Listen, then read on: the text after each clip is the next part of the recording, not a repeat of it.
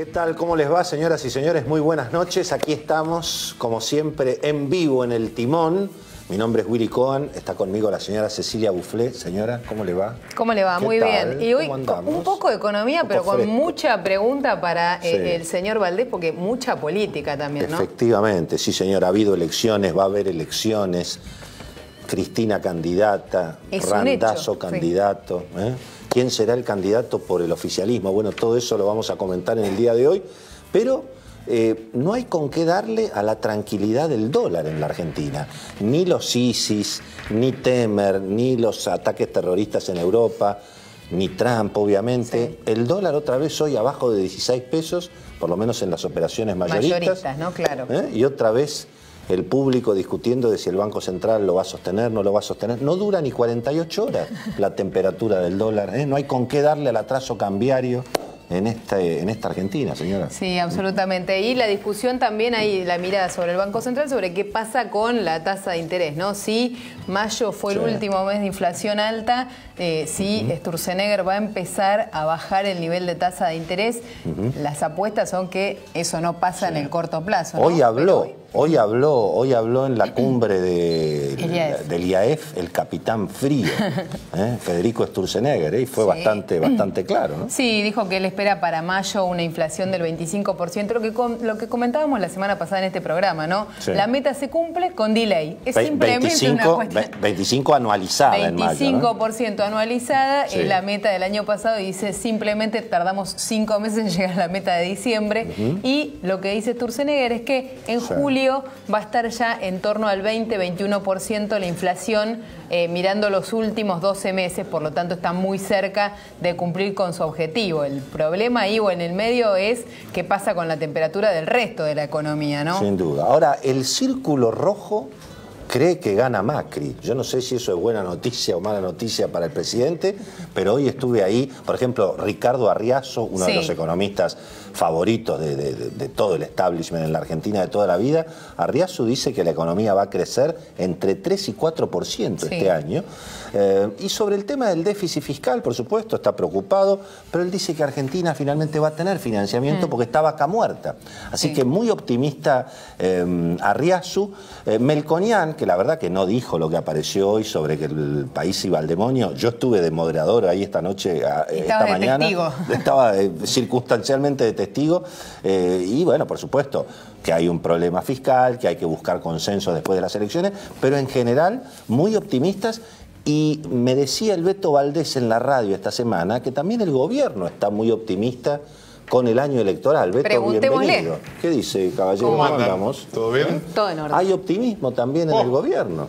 Impresionante. Realmente, en algunos casos, no solo, digamos, están muy embalados con lo que pueda llegar a ocurrir en octubre, sino que ya están hablando de 2019. Epa.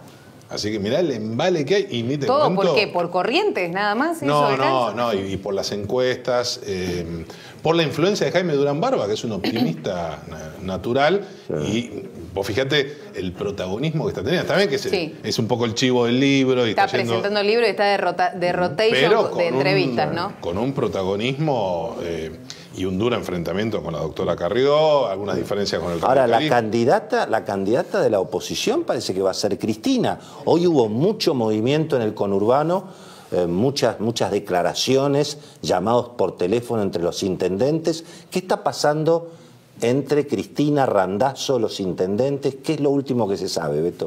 Lo último que se sabe es que estamos en una situación prácticamente igual a hace una semana, con más acciones, evidentemente, para Cristina candidata. Hoy el intendente de Avellaneda, Ferraresi, confirmó, dijo, la candidatura de Cristina está confirmada. No la confirmen todavía.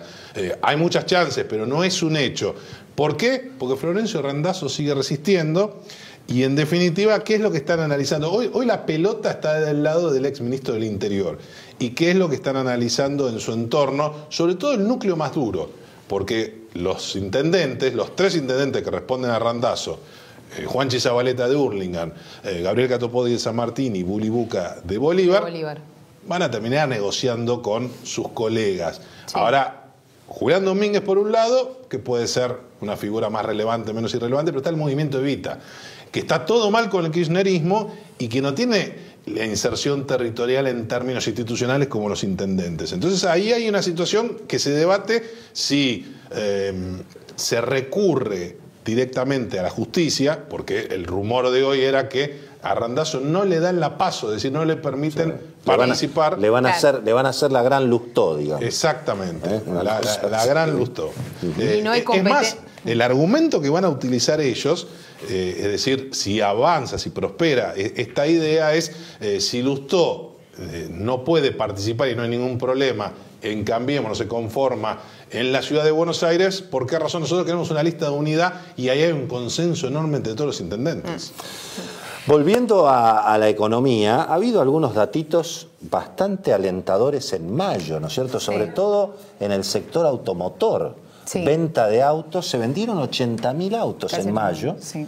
Subió la exportación también por primera vez, subió la producción de autos, con lo cual ahora se habla de una reactivación selectiva, Cecilia. ¿Qué es sí, esto? No, y ahí, claro, hay algunos sectores industriales que ya muestran recuperación, los que están vinculados a la construcción y la industria automotriz, ¿no? Claro, si ves del otro lado, en la otra punta de la lista de cómo le va a los sectores, ves textiles, claro, o ese tipo de rubros y ves que tiene una caída enorme, pero es cierto que empiezan a aparecer algunas locomotoras. El mes de producción de los autos fue muy bueno, contra mayo del año pasado. Dice, bueno, mayo del año pasado era el quinto subsuelo, pero también fue mejor que mayo del 2015. Así que fue un mes bueno de verdad. Pero bueno, hay que ahí ver qué pasa. También los créditos, ¿no? Los créditos hipotecarios, este boom de las uvas, ya hay casi 8.000 millones de pesos dados en créditos hipotecarios. En mayo, a un ritmo de 80 millones de pesos por día se colocaban de créditos hipotecarios. Y muchos también hablan del efecto que tenga ese boom de créditos hipotecarios sobre las elecciones, ¿no? Darle a la clase media acceso a un crédito a 30 años para la compra de una vivienda también puede tener un efecto en octubre, ¿no? Bueno, obsesión del gobierno de no mostrarse como un gobierno para ricos. De hecho, hoy creo que el presidente Macri, al inaugurar el Metrobús, ya se puso en campaña electoral el presidente y planteó eso. Oye, para los que dicen que gobernamos para los ricos, acá está el Metrobús, ¿no es cierto? E incluso cierta morenización en la Secretaría de Comercio, ¿no es cierto? Multa a los supermercados, ley de defensa de la competencia. Sí, bueno, alguna idea de que a las automotrices se le va a hacer presión para que importen menos autos. Las multas a los supermercados, 18 millones de pesos de multas a los supermercados, la verdad, son las multas de todos los años, son las multas de todos los meses porque no se cumplió con el cartelito del precio, porque la balanza no funciona, alguien lo denunció y alguien constató que era así. No pasa nada distinto de lo que había, por lo tanto ahí hay una decisión de comunicar eso. Y una cosita más ahí, el indicador de CAME, que mide las ventas minoristas, da todos los meses mal. Empezaron a hablar desde el gobierno, lo llamaron a la gente de CAME para ver si hay alguna manera de medir que por ahí hay algún... Indicadores conversados, ¿no es cierto? Sí, indicadores conversados, así que ahora también viendo la venta, por ejemplo, en comercio electrónico. Que, bueno, claro, hubo elecciones este fin de semana. Hoy tenemos como invitado en el programa a un riojano. Sí. A Béder Herrera, digamos, ¿no es cierto? Que nos va a explicar cómo es esto de que Carlos Menem va a ser de nuevo candidato en La Rioja y aparentemente va a ganar, ¿no es cierto? Creo que fue uno de los ganadores, Béder Herrera, de este fin de semana. Bueno, el justicialismo de la provincia de La Rioja claramente ganó el fin de semana, ¿no? Pero hubo ganadores y perdedores, lo que más nos gusta, como siempre, hacer con el Beto Valdés este fin de semana, elecciones en Corrientes, en Chaco y en La Rioja, Beto, ganadores y perdedores, que hay que entender de lo que pasó, la verdad. Y me parece, en primer lugar, es muy interesante lo de Corrientes, porque fue una elección ejecutiva, es decir, y anticipa, lo decíamos la semana pasada, anticipa lo que puede llegar a ocurrir en la elección a gobernadores. Es una de las dos provincias donde se va a elegir gobernador este año, la otra es Santiago del Estero, con resultado cantado, ¿no? Claro, obviamente. La señora de Zamora, no hay ninguna duda. En cambio, en Corrientes había algunas interrogantes. Colombi venía golpeado, Camagüey Espino desde el peronismo había salido fuerte, con mucha anticipación. Colombi no tiene un nuevo mandato para presentarse a la reelección. No puede renovar. Exactamente. Y lo concreto es que parecía que Ríos ganaba. Nosotros lo comentamos, todas las encuestas. Bueno, una vez más fracasaron los encuestadores, la gran mayoría de los encuestadores. ¿Por qué? Porque finalmente gana. Y acá se dio a favor, porque en La Rioja vamos a ver otro fenómeno, se dio a favor que la división del voto peronista, porque el Frente para la Victoria sacó el 3 y pico %, y la diferencia con que gana Tassano, el candidato de Cambiemos, a Ríos, es por 3 puntos. Es decir, la división del peronismo ahí benefició a Cambiemos. Claramente. No en La Rioja. No, por eso digo, en Corrientes, Colombi es el gran ganador, el gobierno nacional, el ministro del Interior, Rogelio Frigerio, que estuvo moviéndose mucho con ese tema, y gran derrotado, evidentemente, no solo es Ríos, sino Camado Espínola, que ahora se le presenta un interrogante. Y ojo, Nito Artaza. Claro, que se había ido de Cambiemos. Digamos, y Sergio Massa. Ajá. Porque el Frente Renovador jugó con Ríos y piensa jugar con Camado Espínola. Es más, el compañero de fórmula del ex Espera, porque acá me pierdo, necesito un PowerPoint. Pero entonces, Ríos iba con Massa. ¿Quién apoyaba a Ríos? Massa. Y el PJ. Y el PJ, claro. Ahí él había abandonó también el Frente para la Victoria. Claro, el Frente para pero la Victoria. no estaba el Frente para la Victoria. Recordemos que Ríos fue un senador hiperkirchnerista. Pero bueno, ahora han cambiado los tiempos y el hombre era candidato del PJ. Frente para la Victoria fue por separado. ¿En Chaco qué pasó, digamos? En Chaco hubo una victoria previsible, paso, es decir, primarias de cargos locales, es decir, para la legislatura. Una elección muy local. Muy local, pero marca una tendencia. Primero, gana el peronismo en forma previsible, pero por una diferencia menor a lo que ganaba históricamente el PJ en la recuperación que había tenido cuando Rosas pierde esa provincia. Y atención, uno de los grandes perdedores fue Coqui Capitanich. Claro, pierden resistencia. Perdió finalmente, él actualmente es el intendente de la capital del Chaco y fue derrotado. Me parece que es uno de los grandes perdedores. Veremos qué pasa dentro del radicalismo, porque ahí hay una interna entre Ángel Rosas, el presidente del bloque de senadores de Cambiemos, o del interbloque Cambiemos, y por otro lado, en lo que tiene que ver con toda la estructura. Recordemos que hubo una ruptura y hay que ver cómo sigue hacia lo nacional, que es también lo que ocurre en La Rioja, ¿no? Claramente. La Rioja, finalmente, ¿ahí qué pasó? ¿Por qué es importante lo de La Rioja, además de lo de Menem y lo del ministro Martínez? Hay un ministro del ministro de Defensa que radical. Obviamente no participó. Dicen que va a dejar el cargo, va a ser candidato a senador. Recordemos que hoy los 3 senadores por La Rioja, ninguno es de Cambiemos. ¿Y qué ocurrió el domingo? Bueno, hoy vamos a tener a uno de los grandes ganadores del domingo, pero acá se dio un fenómeno muy interesante en La Rioja, que es que el peronismo tiene su propia interna y Paredes Urquiza, que es el intendente de la capital de La Rioja, armó su propia estructura, pero no le sacó votos al peronismo. Con lo cual entró tercero Cambiemos. Es decir, si este resultado se llegara a repetir en las PASO y en octubre, Martínez, el ministro de Defensa, al que van a exponer, que él también quiere ser porque es el que mejor mide de la Unión Cívica Radical, podría quedarse sin la banca en juego. Porque recordemos, 2 se lleva al que sale primero y uno... Claro, le hacen el 2-1. Y encima con Carlos Menem enfrente, ¿no? Que sigue teniendo una vigencia realmente notable en La Rioja. ¿Y qué pasa en esos en 2 distritos fuertes, donde hay mucha revolución, ahí en el armado de listas, Córdoba y Santa Fe, ¿no? Y muy interesante lo de Santa Fe, porque finalmente no juega, en Santa Fe, en el escenario santafesino, no juega ninguna de las figuras fuertes. Es decir, no va a estar Perotti, no va a estar Corral, no, el intendente de Santa Fe Capital, no va a estar tampoco Antonio Bonfatti, que era el que más medía en el socialismo, y sorprendió Corral. Tuvo que poner un candidato, yo todavía no me acuerdo, el Albor Cantar. Ese es el primer candidato que va a llevar Cambiemos. Repetilo, me lo olvidé. Albor Cantar. Si no se lo sabe el Beto, no se lo sabe nadie al nombre. Pero los radicales rompieron con los socialistas en Santa Fe. Un sector del radicalismo. Pero eso es beneficioso el sector para Cambiemos. Universidad. ¿Pero eso no es beneficioso para el gobierno nacional? No, ellos se quieren llevar a todo el radicalismo y que dejaran... recordemos que algunos dirigentes radicales van con el socialismo en la lista. Se enfrentan radicales. Lo que pasa es que el radicalismo más competitivo va en Santa Fe.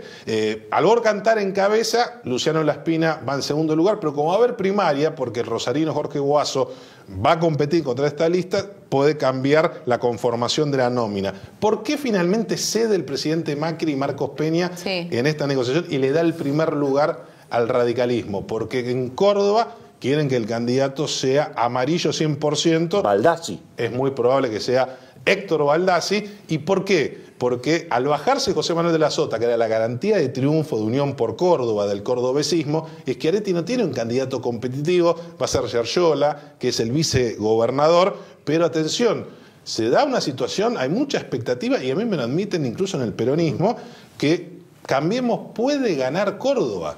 Entonces, por eso, la exigencia del PRO era el candidato tiene que ser nuestro, porque quien compita desde Unión por Córdoba no va a pelear contra Baldassi, va a pelear con la figura de Macri, que mide más en Córdoba que en la ciudad de Buenos Aires.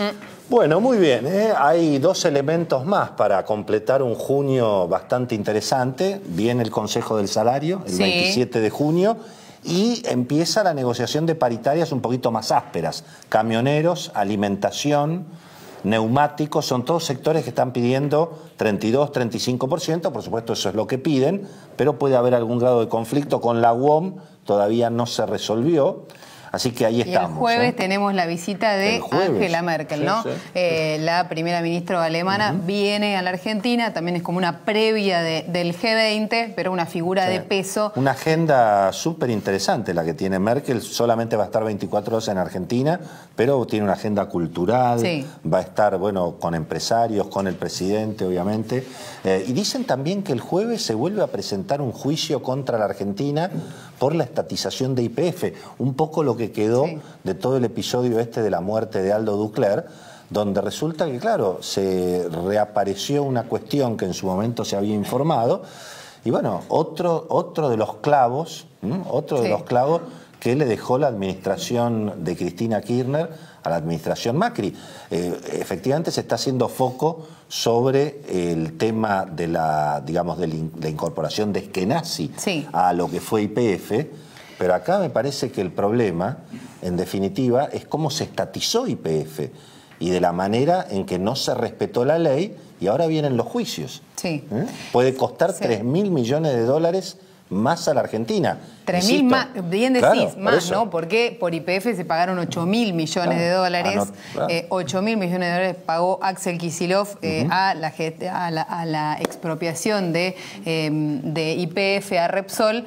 Y ahora hay un juicio por los accionistas minoritarios, ¿no? Lo barato sale caro. Bueno, muy bien, muy bien.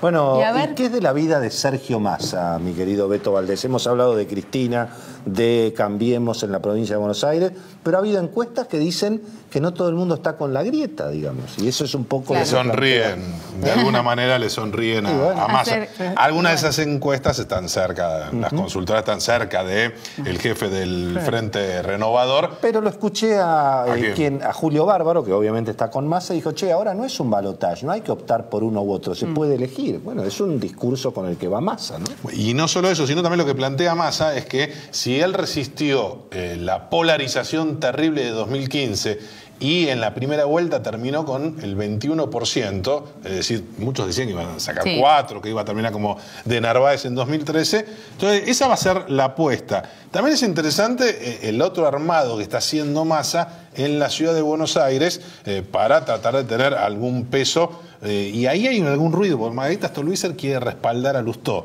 pero Massa no quiere, porque tiene una excelente relación, una larga amistad con el jefe de gobierno de la ciudad de Buenos Aires, Horacio Rodríguez Larreta. Entonces dice que está entre Mirta Tundis por el tema de los jubilados o Tom Bonini, que lo tuvimos acá de diputado. Otro economista a la Cámara de Diputados. Se va a llenar de economistas a la Cámara de Diputados. A los economistas les gusta la política, les gusta la política. Pero igual no es intratable, la Cámara de Diputados es otra cosa. Tengo una noticia para los usuarios de Uber. Me contaron que se viene Uber en las ciudades, se viene en Córdoba, en Mendoza. Hay una decisión de la gente de Uber de seguir apostando a la Argentina. Ellos tienen una operación súper exitosa en Ciudad de México y en San Pablo. Hay más usuarios de Uber en Latinoamérica que en Estados Unidos por la cantidad de gente. Y bueno, van a seguir, así que atención para los taxistas, los intendentes de la ciudad, Sí. porque dicen que Y que van... se preparen para las movilizaciones de taxistas en las ciudades del interior, entonces también, ¿no? Y bueno, por eso, sí. Pero bueno, ahí está. Bueno, señora, nos vamos. Nos vamos, son las 11 de la noche, pero el martes que viene nos reencontramos en Canal 26 como todas las semanas en El Timón. Los esperamos.